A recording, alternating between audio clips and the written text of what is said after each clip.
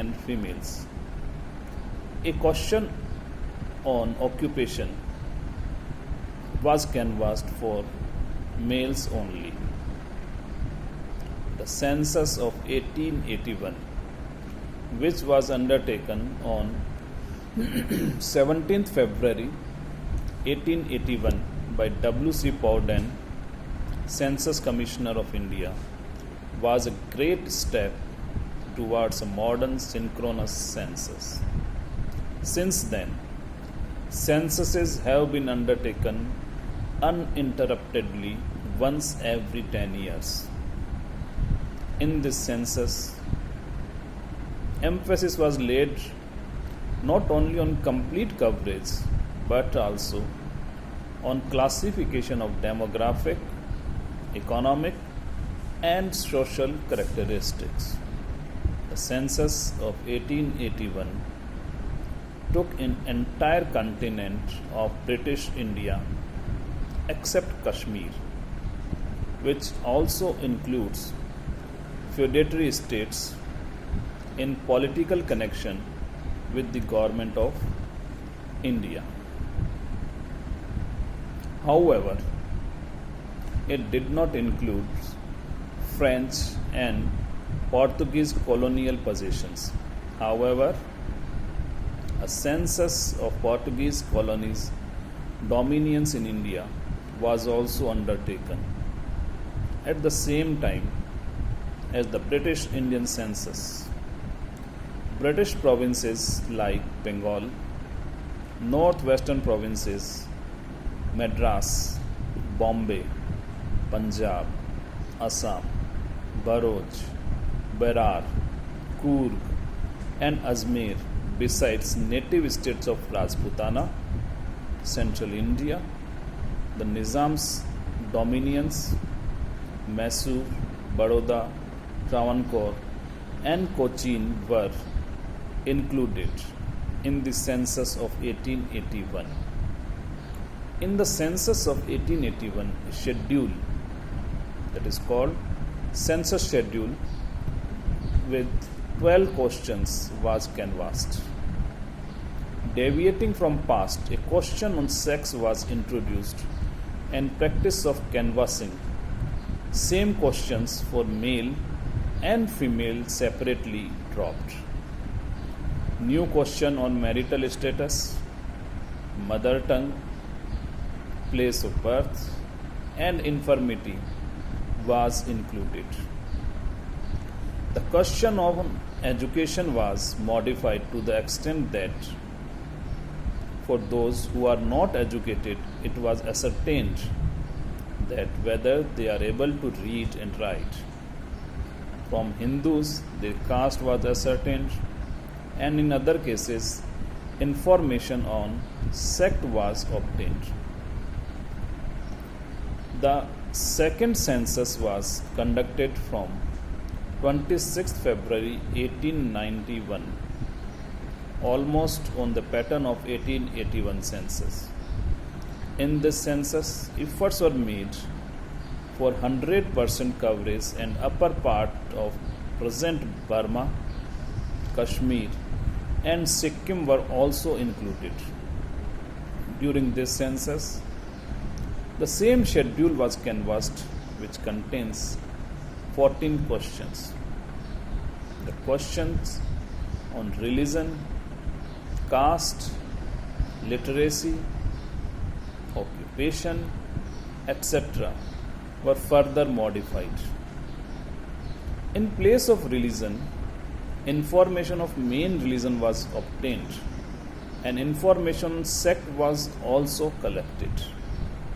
Questions on caste or race, of main religion, and subdivision of caste or race were also canvassed.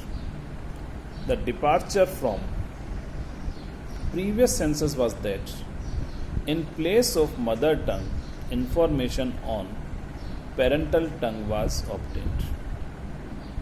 The third continuous census was started on 1st March 1901. In this census, Balochistan, Rajasthan, Andaman Nicobar, Burma, Punjab, and remote areas of Kashmir were included. And in respect of other areas where detailed survey was not possible, population was estimated on the basis of houses. The census schedule of 1901 census contained 16 questions. The main change was that the provision for house number was made in the schedule. Other changes were caste of only Hindus and Jains were recorded, and in case of other religion, name of tribe or race were recorded. In place of foreign language, in new question, know or does not know English was included.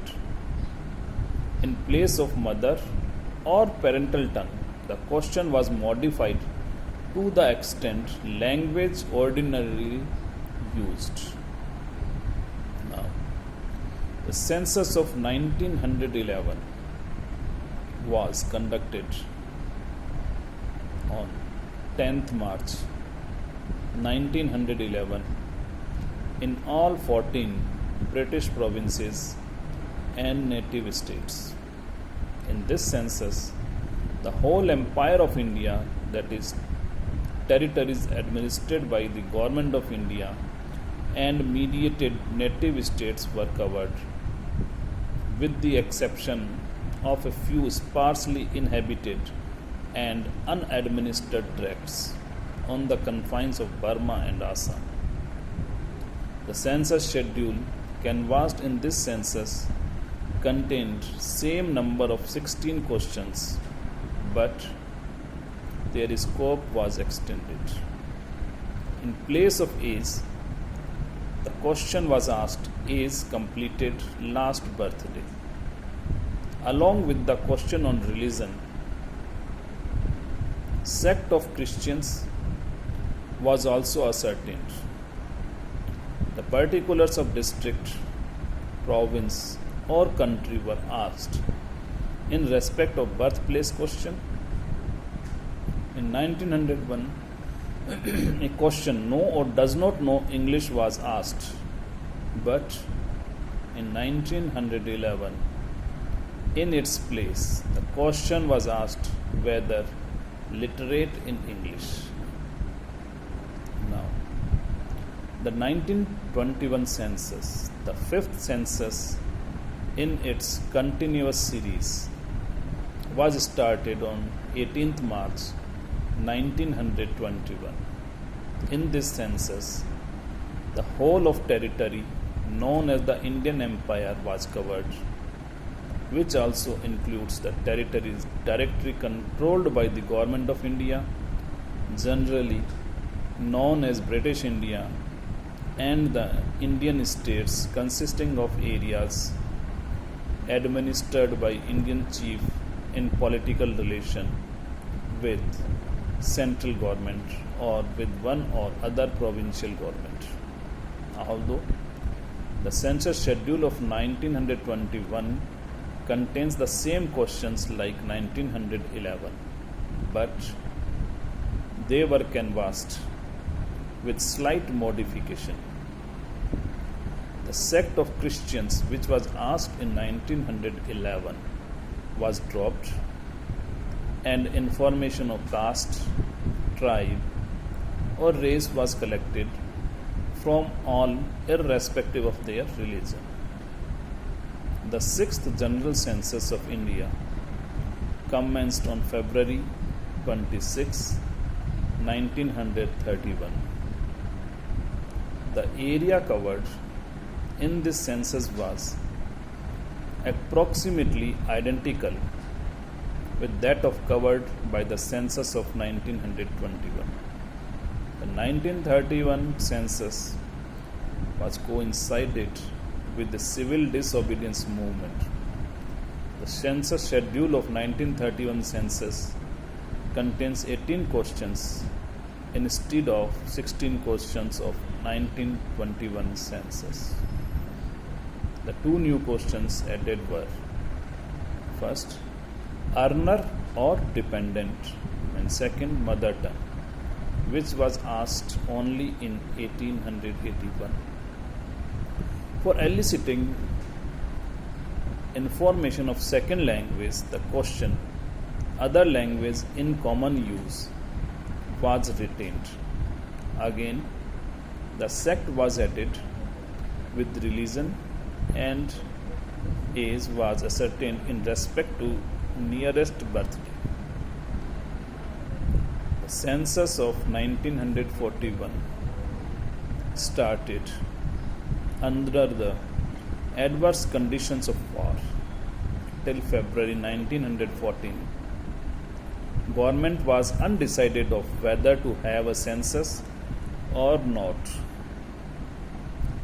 With concerted effort, the enumeration was carried out directly into the slips, which were later sorted out to generate tables. The idea of one night enumeration was dropped in this census. The major innovation of 1941 census was to use random sample, and every 50th slip was marked to list the validity of a sample in census. In place of census schedule, an individual slip was canvassed which contains 22 questions. The information for question was modified to the great extent. Following were the new questions of 1941 census. First was number of children born to a married woman and number surviving. Second, her age at birth of first child. Third, do you employ a paid assistance, member of household? If so, how many? Fourth question was, are you in search of employment? For unemployed, and how long have been you in search of it?